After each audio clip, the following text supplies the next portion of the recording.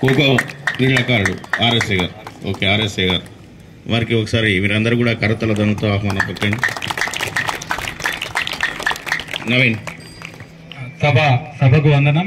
వేదిక వచ్చిన పెద్దలు, రాష్ట్ర కాంగ్రెస్ నాయకులు కృష్ణారావు గారికి, అలాగే పట్టణ కాంగ్రెస్ తిరుమల గంగరాజు గారికి, అలాగే మాజీ మున్సిపల్ చైర్మన్ అన్నమణిలన్న గారికి, జిందాం లక్ష్మీనారాయణ గారికి, అలాగే మా సబ్ ఇన్స్పెక్టర్ చిరంజీవి గారికి, మిగతా స్టేజ్ మీద ఉన్న అందరికీ వందనం తెలియజేస్తూ, సార్ గుడ్ మార్నింగ్ సార్.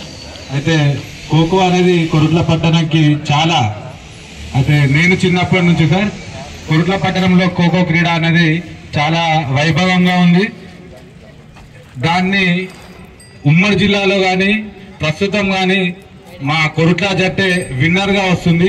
హెచ్ఎఫ్లో కానీ ఆల్రెడీ అసోసియేషన్లో కానీ కొరుట్ల పట్టణంలోని క్రీడాకారులు చాలా కష్టపడుతూ రాష్ట్ర స్థాయిలో జాతీయ స్థాయిలో రాణిస్తున్నారు సార్. అయితే మా ఖోఖో గ్రౌండ్కి లైట్స్ కావాలని చాలాసార్లు విన్నపం కూడా పెట్టుకున్నాం. మా మున్సిపల్ కౌన్సిలర్ జిందాం లక్ష్మీనారాయణ గారు ఒక కరెంట్ పోల్కి ఒక లైట్ పెట్టించారు. దాని అంటే పూర్తి స్థాయిలో వాలీబాల్ అంతా లేకుండా చీకట్లోనే మేము ఆడుతున్నాం. దయచేసి మాకు ఆ ఖోఖో గ్రౌండ్ కి ఇంకొక 6 ఫెడ్ పెట్టించినట్టయితే మా క్రీడాకారులు దాదాపు రాత్రి 9 గంటల వరకు డైలీ ప్రాక్టీస్ చేస్తారు సార్. ఎందుకంటే ఇది మా జనరేషన్ అయిపోయిన తర్వాత నేను ఒకరోజు ఇక్కడ ఆడుతుంటే ఈ పోల్ అంటే మన ఇండోర్ బ్యాక్ సైడ్ లో పబ్జీ ఆడుతున్న ఒక 9 మంది పిల్లల్ని, అందులో ఇప్పుడు గణేష్ ఎక్కడున్నాడు, ఇక్కడ గణేష్, వీళ్ళ గ్యాంగ్ అంతా పబ్జీ ఆడేది ఓ టైంలో. నేను పొద్దున వచ్చి రన్నింగ్ చేసే టైంలో వాళ్ళందరూ మారింది సార్. ఇప్పుడు ఆ అబ్బాయి డిఫెన్స్ కి ప్రిపేర్ అవుతున్నాడు. ఇలా 9 మంది మారింది సార్.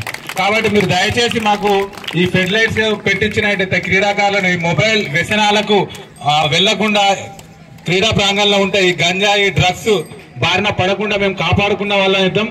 దయచేసి మీరు మా ఈ ఖోఖో క్రీడకు ఫెడ్ లైట్ అరేంజ్ చేసినట్టయితే చాలా బాగుంటుంది సార్. ఈ సే నో డ్రగ్స్ అనేది పిల్లల్లోకి వెళ్ళాలంటే వాళ్ళని క్రీడల వైపు మళ్ళించినట్టయితే ఈ డ్రగ్స్ కానీ గంజాయి బారిన కానీ పడకుండా ఉంటారు. దయచేసి మా విన్నపాన్ని ఆలకిస్తారని ఈ సభా వేదికగా మీ అందరికీ విజ్ఞప్తి చేస్తున్నా సార్. నాకు ఈ అవకాశం ఇచ్చిన మా కొరుట్ల స్పోర్ట్స్ క్లబ్ గారికి, అలాగే సభా వేదిక మీద ఉన్న అందరికి ప్రతి ఒక్కరికి ధన్యవాదాలు తెలియజేసి ముగిస్తున్నాను సార్. Thank you.